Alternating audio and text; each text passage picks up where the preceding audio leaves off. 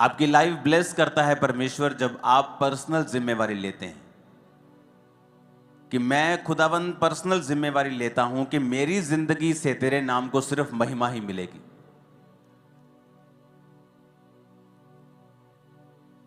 जब आप अपने काम पर हैं, आप चोरी नहीं करते, ये एक पर्सनल महिमा है खुदावंद को देना कि ये क्रिश्चियन है इसलिए चोरी नहीं करता, परमेश्वर के नाम को महिमा मिलती है। आप अपने मोहल्ले में हैं, आप बाकियों की तरह चुगली नहीं करती, आपको नहीं इंटरेस्ट कि दूसरे के घर में क्या हो रहा है, आपको इंटरेस्ट है कि आज मैंने प्रार्थना की है कि नहीं की, आज मैंने बाइबल पढ़ी है कि नहीं पढ़ी, आज मेरे बेटे ने, मेरी बेटी ने, मेरे हस्बैंड ने परमेश्वर में समय बिताया है कि नहीं बिताया। आपको पता है कि अगर आप भी उनके जैसा ही करेंगे तो ये परमेश्वर की महिमा नहीं होगी। और जब आपकी जिंदगी से, पर्सनल जिंदगी से प्रभु की महिमा नहीं होती, वो आपको नहीं बढ़ाता।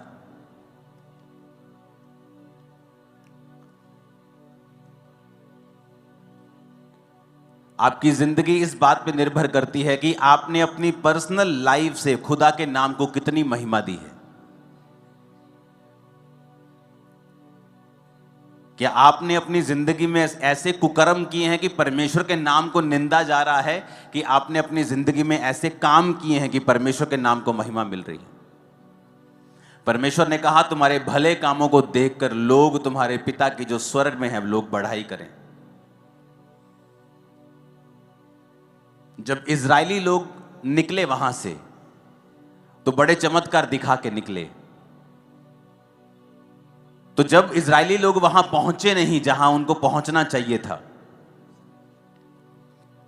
तो आप जानते हैं लोगों ने क्या कहा? लोगों ने परमेश्वर के नाम को निंदा दी। परमेश्वर ने कहा इनका परमेश्वर तो बड़ी बड़ी बातें करके इनको यहां से ले गया था, लेकिन वहां नहीं पहुंचाया जहां इन्हें पहुंचाने का वायदा परमेश्वर ने किया था।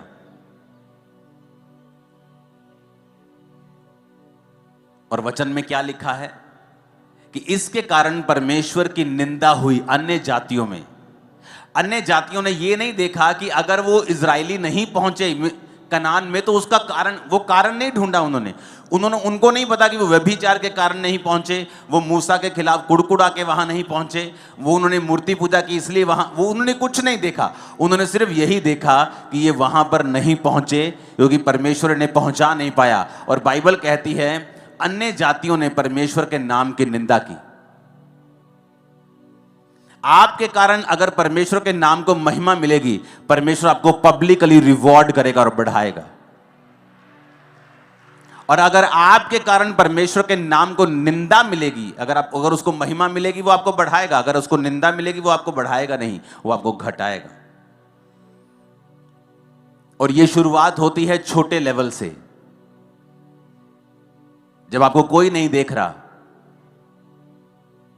और फिर भी आप परमेश्वर में वफादार हैं, तो परमेश्वर आपको आगे लेके जाता है।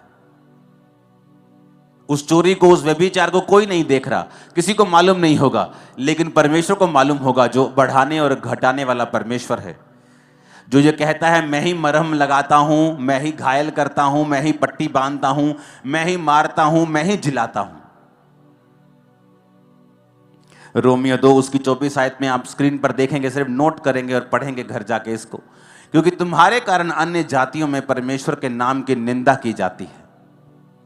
इसमें परमेश्वर कंप्लेंट करता है कि तुम्हारे कारण, परमेश्वर ने यह नहीं कहा मेरे कारण या शैतान के कारण कि शैतान कर रहा है। परमेश्वर ने कहा नहीं, तुम्हारे कारण परमेश्वर की निंदा की जाती है अन्य जातियों में।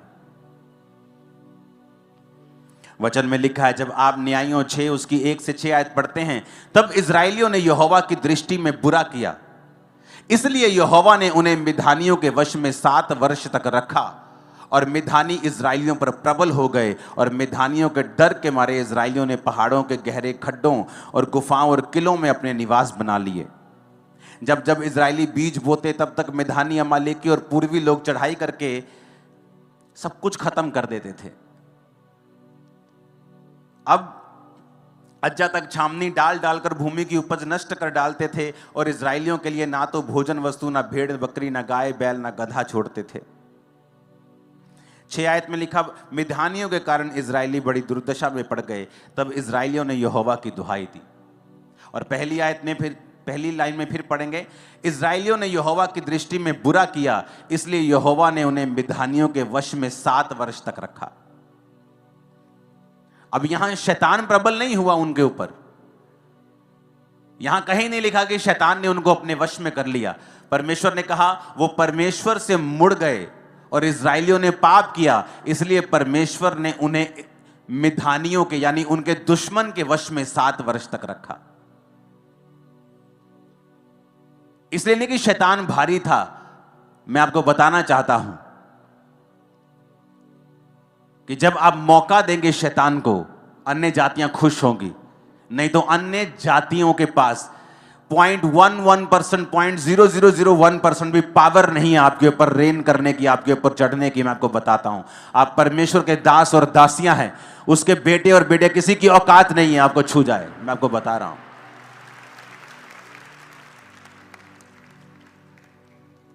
लेकिन वचन कहता है तुमने शैतान को मौका दिया, तुमने वो किया जो बाइबल के खिलाफ था। और बाइबल कहती है इसके कारण अन्य जातियों ने परमेश्वर के नाम की निंदा की। उन्होंने ये नहीं कहा ये व्यक्ति बुरा है, उन्होंने कहा नहीं, पूरी क्रिश्चियनिटी बुरी है। और जब आप परमेश्वर के नाम को नीचा करेंगे, परमेश्वर आपको और नीचा करेगा। आप उसके नाम को ऊंचा करेंगे, परमेश्वर आपको ऊंचा करेगा। सब कुछ आपके हाथ में है। हालेलुया।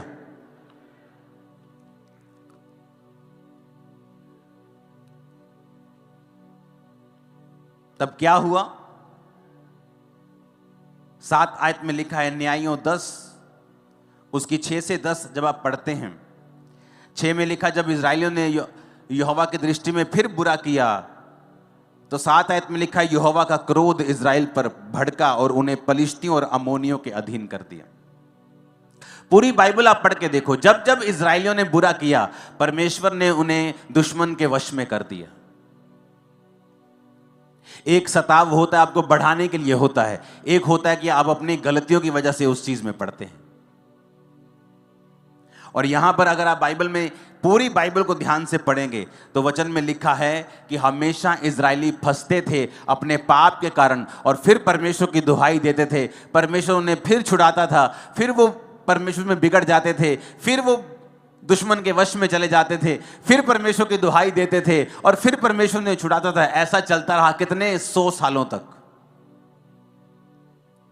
जबकि ऐसा करने के लिए आप नहीं बुलाए गए हैं, आप बुलाए गए हैं, बाइबल कहती है, परमेश्वर के गुणों को दिखाने के लिए, परमेश्वर की ग्लोरी को दिखाने के लिए, उसके गुणों को दिखाने के लिए, उसकी पावर को दिखाने के लिए।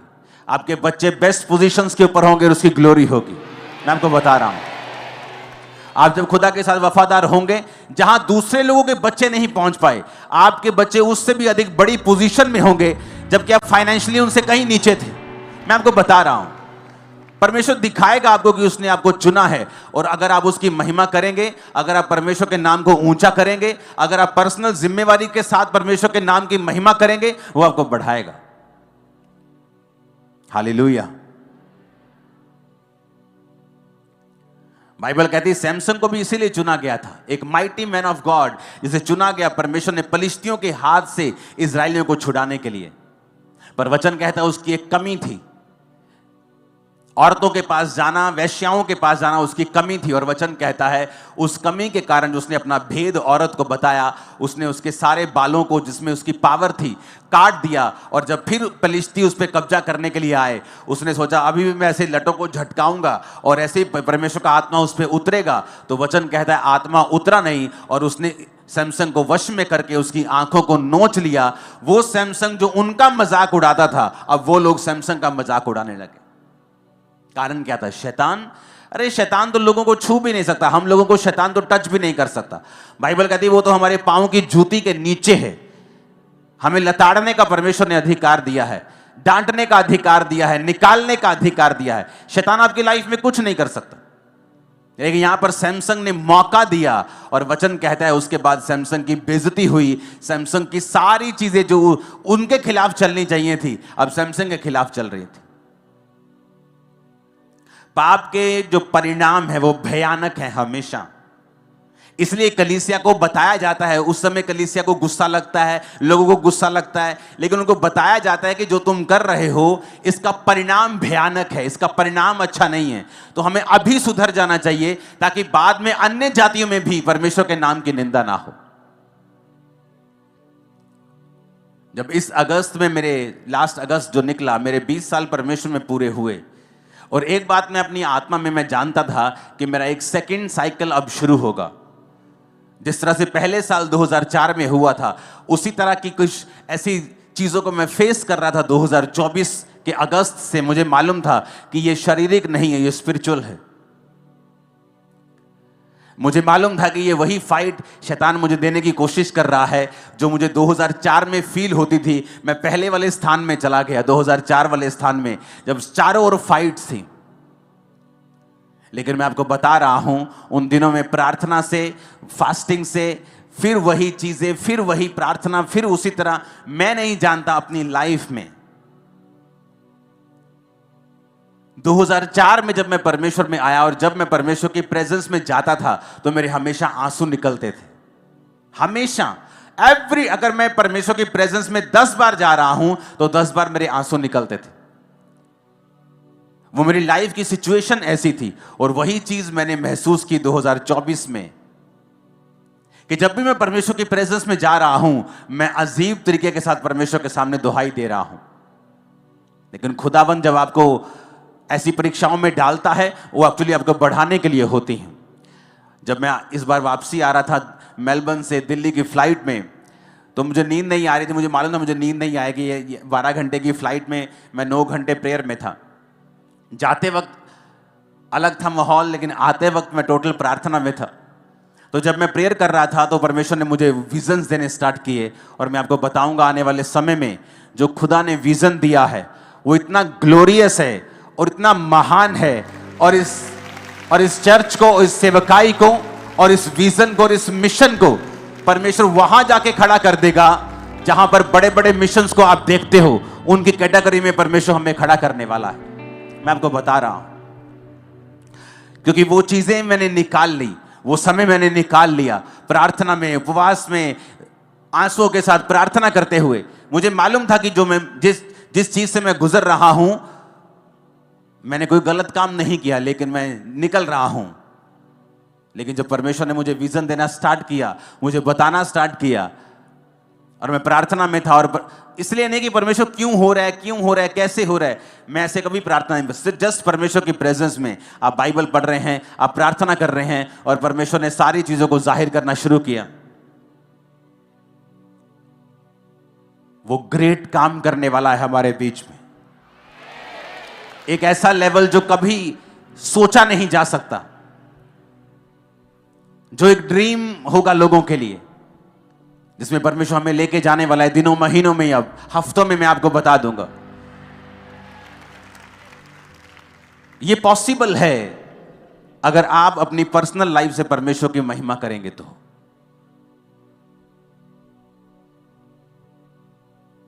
अगर आप अपनी वाइफ के सामने भी ब्लू फिल्म देख रहे हैं, आपने अपनी पर्सनल गवाही को खत्म कर लिया है। अगर आपकी फैमिली को पता है आप झूठ बोलते हैं, तब भी आपने अपनी पर्सनल गवाही को खत्म कर लिया है। आपकी पर्सनल टेस्टिमनी आपके लिए सबसे बड़ा ट्रेजर है, सबसे बड़ा धन है, सबसे बड़ा खजाना है। आपकी गवाही जो आपको अपने आसपास लोगों को पहले बतानी है।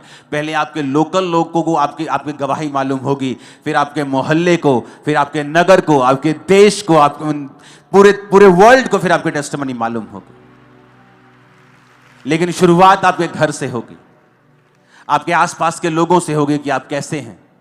हो सकता है कई साल आपकी सिचुएशन चेंज ना हो और परमेश्वर ये चेक करे कि आप कैसे हैं। जो विजन, जो मिशन परमेश्वर ने आपको दिया है, कि आप उसको संभाल पाएंगे, कि आप उसके काबिल हैं, वो आपको परखेगा कई तरीकों के साथ। और मैं लोगों को एक मैसेज देना चाहता हूं जो परमेश्वर ने आज अभी इस मीटिंग में आने से पहले मुझे दिया है।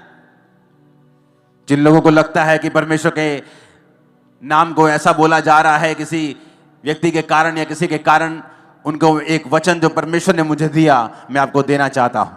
यहोजकेल 36 उसकी 23 हम सब पढ़ेंगे भी, सब स्क्रीन पर भी देखेंगे, सब बाइबल की ओर भी देखेंगे अगर बाइबल आपके पास है तो। परमेश्वर कहता है मैं अपने बड़े नाम को पवित्र ठहराऊंगा। जो जातियों में अपवित्र ठहराया गया, जिसे तुमने उनके बीच अपवित्र किया, और जब मैं उनकी दृष्टि में तुम्हारे बीच पवित्र ठहरूंगा, तब वे जातियां जान लेंगी कि मैं यहोवा हूं। परमेश्वर यहोवा की यही वाणी है। परमेश्वर की आत्मा ने कहा आने वाले दिनों में ऐसे कार्य होंगे, ऐसे काम होंगे कि ये पूरी जातियां परमेश्वर को पवित्र ठहराने लग जाएंगी, और खुदा अपने आप को खुद पवित्र ठहराएगा, और क्रिश्चियनिटी की नाम की बल्ले बल्ले होगी और ऊंचाई आप देखेंगे इसके। और आमीन ऊंचा चाहिए चर्च। ये होगा अब।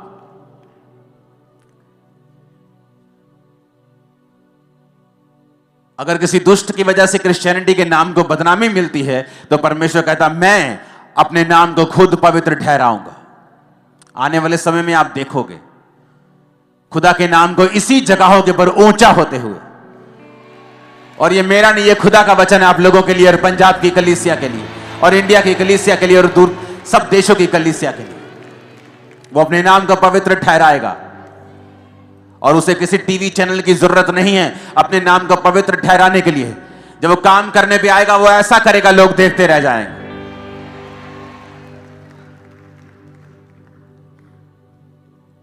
और परमेश्वर कहता है जातियां जान लेंगी कि मैं यहोवा हूं। हालेलुया। परमेश्वर हमें एग्जाम्पल्स देता है किस तरह से हमें चलना है और किस तरह से नहीं चलना है। इसलिए बाइबल में जब भी आप देखेंगे तो परमेश्वर के जो लोग थे उनकी गलती को छुपाया नहीं गया है। यह नहीं कि अगर दाऊद ने व्यभिचार किया तो उसकी गलती को छुपा दिया कि दाऊद ने नहीं किया। परमेश्वर ने बताया कि दाऊद ने व्यभिचार किया और उसकी वजह से दाऊद को मुसीबतें सहनी पड़ी, उसके घर में तलवार चली, दाऊद को फिर नंगे पांव वहीं भागना पड़ा जहां से उसने शुरुआत की थी।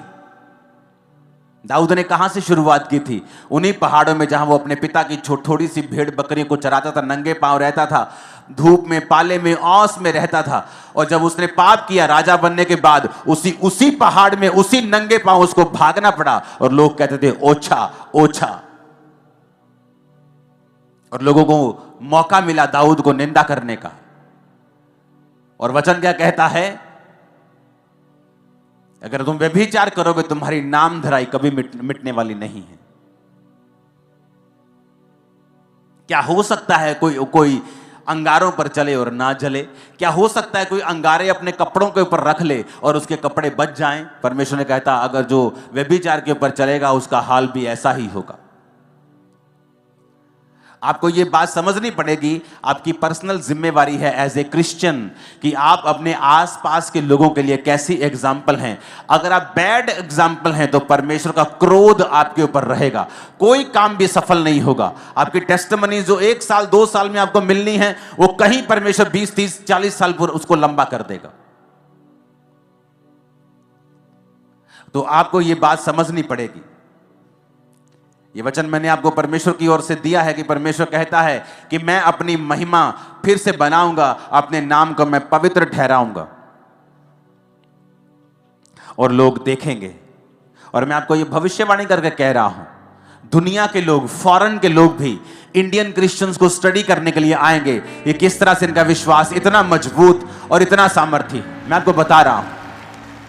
आप देखोगे आने वाले समय में दूसरे देशों के लोगों को भेजा जाएगा कि जाओ और इंडियन क्रिश्चियंस जो हैं उनकी लाइफ को स्टडी करो, ये किस तरह से परमेश्वर ने उनकी लाइफ में काम किया या उन्होंने किस तरह से बेदारी को फैलाया है, उनकी लाइफ को जाके स्टडी करो ताकि हम भी अपने देश में वैसा ही। आप देखोगे इस भविष्यवाणी को पूरा होते हुए। आप गोरे लोगों को मैं आपको बता रहा हूं, मोरक्कन को, आप बड़े लोगों को, तुर्कियों को, आप बड़े लोगों को देखोगे, खासकर व्हाइट स्किन लोगों को आप ज्यादा देखोगे इंडिया में आते हुए, पंजाब में आते हुए, जस्ट स्टडी करने के लिए कि परमेश्वर ने इनकी लाइफ में कैसे काम किया और कैसे सुसमाचार ये फैलाते हैं, क्यों ये परमेश्वर इनकी लाइफ में इतना बड़ा काम कर रहा है। वो आपकी स्टडी करने के लिए आएंगे और खुदा के नाम की महिमा होगी। वो अपने नाम को पवित्र ठहराएगा, उसका नाम ऊंचा होगा। आप ऊंचा करेंगे, मैं ऊंचा करूंगा यीशु मसीह के नाम। हालेलुया। हालेलुया। एक समय होता है आप परीक्षाओं से गुजरते हैं, एक समय होता है परमेश्वर फिर आपको फल देता है। लेकिन आप ये मेक श्योर करें कि आपकी परीक्षा आपके पाप की वजह से ना हो, आपकी परीक्षा आपके बढ़ने के लिए हो, वो परमेश्वर की ओर से हो, शैतान की ओर से ना हो। हालेलुया। अपने मन से बात करो धीरे धीरे शब्दों में कि आज से मैं परमेश्वर की जिम्मेवारी लूंगा और मैं खुदा के नाम को महिमा दूंगा। एक भी कर्म नहीं ऐसा करूंगा कि परमेश्वर के नाम को निंदा मिले। मैं और मेरा घराना हम मिलकर परमेश्वर की सेवा करेंगे। आमीन। ऊंचा ये आशीष हमारी है। हालेलुया।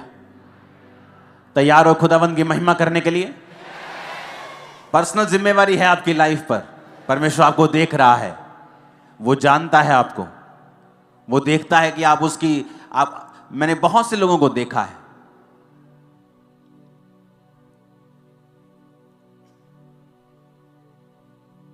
आपका जो मन है वो परमेश्वर से लगा होना चाहिए।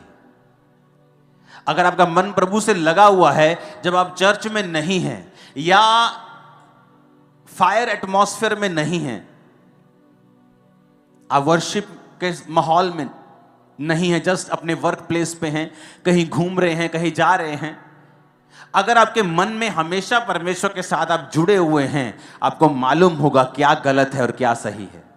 मुझे ये नहीं करना है, मुझे ये करना है। बाइबल कहती है जब आप पाप करते हैं छोटा सा, आपका विवेक निर्बल हो जाता है। क्या हो जाता है? कमजोर हो जाता है। आप छोटे छोटे पाप करते हैं ना, और ऐसे पाप करते हैं आपको मालूम होता है कि ये पाप है, धीरे धीरे वो पाप आपकी लाइफ में रेगुलर हो जाता है। अगर आपके शरीर को थकावट हो जाए एक दिन तो बहुत महसूस होती है, लेकिन जब लगातार वो चलती जाती है आप हैबिचुअल हो जाते हैं कि ये प्रॉब्लम आपकी लाइफ में है। जब एक व्यक्ति छोटे छोटे पाप करता है, आंखों का पाप, व्यभिचार, कुछ मोबाइल पे देख लिया, कुछ गलत काम कर लिया, उसका विवेक निर्बल हो जाता है। जब आप निर्बल हो जाते हैं, तब अगर आप अपनी निर्बलता का इलाज ना करें तो आप मर जाते हैं। और जब विवेक मर जाता है, मैं आपको बता रहा हूं, वो अगर वो पाप भी करेगा उसका विवेक उसे दोषी नहीं ठहराता। पता है क्यों? क्योंकि उसका विवेक मरा हुआ है। एक मरा हुआ बंदा इल्जाम नहीं लगा सकता। एक मरा हुआ व्यक्ति नहीं कह सकता वो तेरे मुंह पे दाग लगा हुआ है, वो तेरे कपड़ों पे दाग है। मरा हुआ व्यक्ति नहीं कह सकता।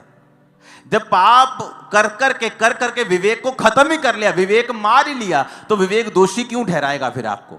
फिर विवेक आपको दोषी नहीं ठहराएगा, क्योंकि आपका विवेक तो मरा हुआ है। अगर मरा हुआ ना होता तो इतने बड़े बड़े आप काम ना करते। कितने मेरी बातों को समझ रहे हैं? आप प्रभु में सही चल रहे होते हैं, आप कुछ गलत करते हैं, हल्का सा भी आपके अंदर गिल्टी की भावना आती है। कितने मेरी बात को समझ रहे हैं? चाहे आप थोड़ा सा डांट भी नहीं किसी, आपके अंदर गिल्टी की भावना आती, गिल्टी फील होता है।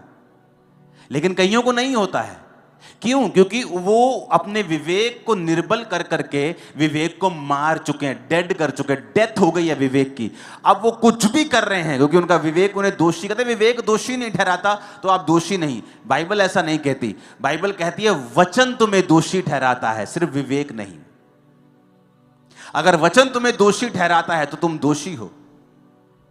अगर तुम्हारा विवेक मर ही चुका है तो वो तुम्हें दोषी कैसे ठहराएगा? क्योंकि तुमने उसे खत्म कर दिया है पाप कर करके। हालेलुया। तो जब आप पहले स्टेप पे होते हैं और आपके अंदर गिल्टी आती है कि नहीं है मुझे गलत लग रहा है, ये थोड़ी सी चोरी, इनडायरेक्ट चोरी, ये चीजें, तभी उसको इलाज करना है, तभी अपने दुर्बलता का इलाज करना है। विवेक को तभी कमजोर होने से बचाना है और उसे मजबूत रखना है। क्योंकि विवेक जब कमजोर हो जाएगा धीरे धीरे वो मर जाएगा, और जब मर जाएगा तुम कुछ भी कर लो, कत्ल भी कर दोगे, तुम कहोगे कोई बात नहीं, मूसा ने भी किया था। फिर तुम एग्जाम्पल्स ढूंढने लगोगे बाइबल में से, और तुम वचन का आसरा लेकर फिर गलत काम करोगे, क्योंकि तुम्हारा विवेक जो है वो मर चुका है। अपने विवेक को मरने नहीं देना, अपने अंदर वाले आदमी को मरने नहीं देना और उसे कमजोर नहीं होने देना, उसे मजबूत रखना है। क्योंकि जब आपका विवेक सही होता है तब परमेश्वर आपके अंदर एक विश्वास का उत्पत्ति करता है। अगर आपकी लाइफ में एक बड़ा काम आपको करना है कि ये मेरी लाइफ में हीलिंग होनी चाहिए, खुदावन ये मेरा बेटा बचना चाहिए, प्रभु ये मेरी बेटी मसीह में आनी चाहिए, प्रभु मेरा हस्बैंड मसीह में आना चाहिए, उसके लिए आपको संपूर्ण फेथ चाहिए कि आप प्रार्थना में बैठे, खुदावन मेरे हस्बैंड के दिल दिमाग रूह जिस्म जान पे अपना अधिकार कर, जितनी अंधकार की शक्तियां इसके जीवन में मैं डांटती हूं, यीशु के नाम में इसके जीवन को छोड़ के जाए। ये दलेरी कब आएगी? जब आपके अंदर विश्वास होगा कि यीशु के नाम में मैं सारे बंधन अपनी लाइफ के गरीबी के, हमारी लाइफ में जितने गरीबी के श्राप हैं मेरे परिवार पर, मैं सारे बंधन तोड़ता हूं, डांटता हूं यीशु के नाम में। ये दलेरी कैसे आएगी? जब विवेक ऊंचा होगा और विश्वास हाई होगा। जब आपका विवेक निर्बल नहीं होता और आप विवेक मजबूत होता है, आपको पता आप किसी बात में दोषी नहीं, आपका विश्वास टॉप पे होता है। क्यों? जब आपका विवेक सही होता है, आपका कनेक्शन प्रभु के साथ तार जुड़ी होती है। जब तार जुड़ी होती है, प्रभु आपसे बात करता है, आपको सुनाई देती है। निर्बल विवेक में जब प्रभु बात करता है तो कभी सुनाई देती है, कभी आधी सुनाई देती है, कभी अधूरी, कभी सुनाई देती है, कभी सुनाई देती नहीं है। जब विवेक मरा हुआ होता है तो परमेश्वर चिल्ला चिल्ला के भी बात करे, आपको कभी मालूम नहीं होगा कि प्रभु क्या चाहता है। जब विवेक मजबूत होता है, उससे क्या होता है, आपका मन आपको दोषी नहीं पाता। आप जब प्रार्थना करते हैं, प्रभु के सामने जाते हैं, तो आपको एक हियाव होता है कि मैं जो मांग रहा हूं परमेश्वर मुझे देगा। बाइबल का जो विश्वास है आपके अंदर एक अजीब रीति का बन जाता है। और जब आपका विश्वास बढ़ने लगता है, आपका विवेक हाई लेवल पे होता है, आप प्रेयर करते हैं और शैतान भागता है। कितने मेरी बात को समझ रहे हैं? क्यों? अब आपको मालूम शैतान क्यों आपके विवेक को निर्बल करना चाहता है? ताकि आपका विश्वास कम हो, आपका कनेक्शन कंप्लीट ना हो, आपको प्रभु की आवाज सुनाई ना। आपको मालूम है एक बात, परमेश्वर हर एक जन से बात करता है। जरूरी नहीं वो आपसे कानों में बात करे, लेकिन वो हर एक जन से बात करता है। आपके सरकमस्टेंसेस के द्वारा, वर्ड के द्वारा, आपके परमेश्वर के दास के द्वारा, किसी भी माध्यम के द्वारा आपसे वो बात करता है। अगर आपका विवेक निर्बल नहीं है, अगर आपका विवेक मरा हुआ नहीं है, आप उसकी बात को झट समझ जाते हैं, चाहे वो 4 साल का बच्चा क्यों ना हो, कि ये बात मुझे परमेश्वर ने बोली है।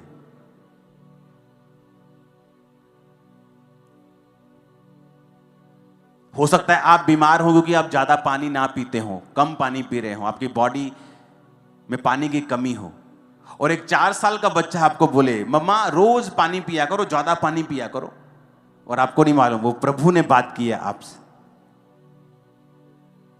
क्योंकि आपका विवेक अगर मजबूत है तो परमेश्वर पत्थर को भी इस्तेमाल कर सकता है, बच्चे को भी कर सकता है, आपके दास को कर सकता है।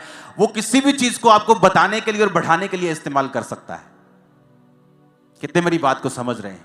और शैतान क्या करता है, वो आपको एक छोटा सा पाप देके आपके विवेक को निर्बल करता है और मार देता है, ताकि प्रभु चाहे चिल्लाए भी आपको कभी समझ नहीं आएगी प्रभु क्या चाहता है। अपने विवेक को जीवित रखें और फिर देखें ये जर्नी कितनी एक्साइटमेंट से भरी हुई है, आशीषों से भरी हुई है।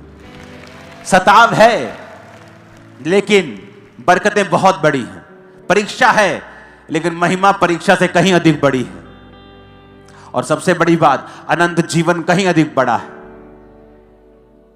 जहां इस देश के, दुनिया के बड़े बड़े राजे वहां पहुंच नहीं पाएंगे, बड़ी बड़ी पदवियों के ऊपर बैठने वाले उस अनंत जीवन तक नहीं पहुंच पाएंगे जहां आप और मैं पहुंच पाएंगे। हालेलुया। अपने पड़ोसी को बोलो, अपने अंदर वाले आदमी को, औरतें बोले अपनी अंदर वाली औरत को मरने नहीं देना है, कमजोर नहीं होने देना है, अपने विवेक को जीवित रखना है, मजबूत रखना है, ऊंची आवाज में आमीन खड़काओ जरा, ऊंची आवाज। हालेलुया। तो आपको यह बात समझनी पड़ेगी कि आपके ऊपर एक पर्सनल जिम्मेवारी है परमेश्वर का नाम महिमा देने की, उसके नाम को फैलाने की। आप फेल नहीं हो सकते। मैंने कहा आप फेल नहीं हो सकते। बाइबल बहुत सख्त है, उसमें तो लिखा है जो परमेश्वर की सेवा करने वाला है वो निंदा से परे होना चाहिए, उसका आंचल साफ होना चाहिए, नहीं तो वो पास्टर की कुर्सी पर नहीं बैठ सकता है।